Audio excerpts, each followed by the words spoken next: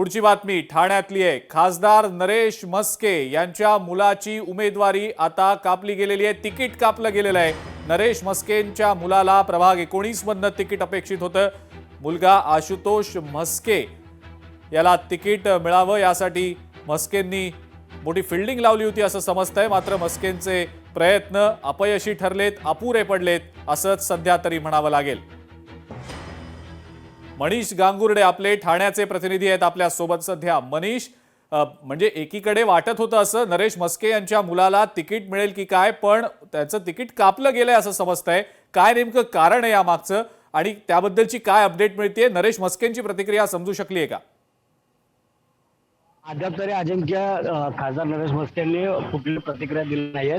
कारण अद्यापही आनंद आश्रम या ठिकाणी जे एबी फॉर्म आहे त्याचं वाटप देखील सध्या सुरू आहे। मोठ्या प्रमाणात आनंद आश्रम या ठिकाणी मोठ्या प्रमाणात गर्दी आहे। पण मात्र ठाण्यातील प्रभाग क्रमांक 19 जो आहे तो आनंदनगर कोपरी विभागातला जो प्रभाग आहे, या प्रभागामधून एकेकाळी नरेश म्हस्के हे नगरसेवक म्हणून होते। त्यांचीच ही रिक्त जागा होती।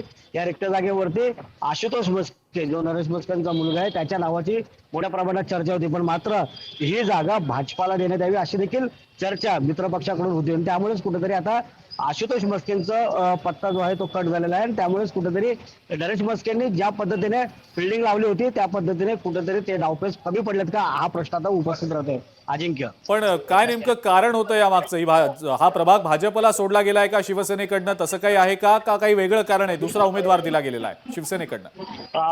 मुळात अजिंक्य अद्यापही त्या प्रभागाबद्दल कोणाला उमेदवारी दिली ती आधी जाहीर झालेले नाहीये।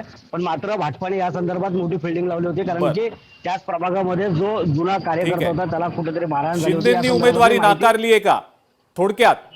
हो, ही उमेदवारी नाकारण्यात आलेली आहे। आणि इथून जे आशुतोष म्हस्केंचे कार्यकर्ते ते आता पुढे आनंद। ठीक आहे, मुद्दा कळला। ठीक आहे, धन्यवाद मनीष। अपडेट तुमच्याकडनं या संदर्भातल्या घेतच राहू। नरेश म्हस्केंच्या मुलाला सुद्धा तिकीट नाकारलं गेलेलं आहे। लोकशाही मराठी ऐका, पहा, जागरूक रहा।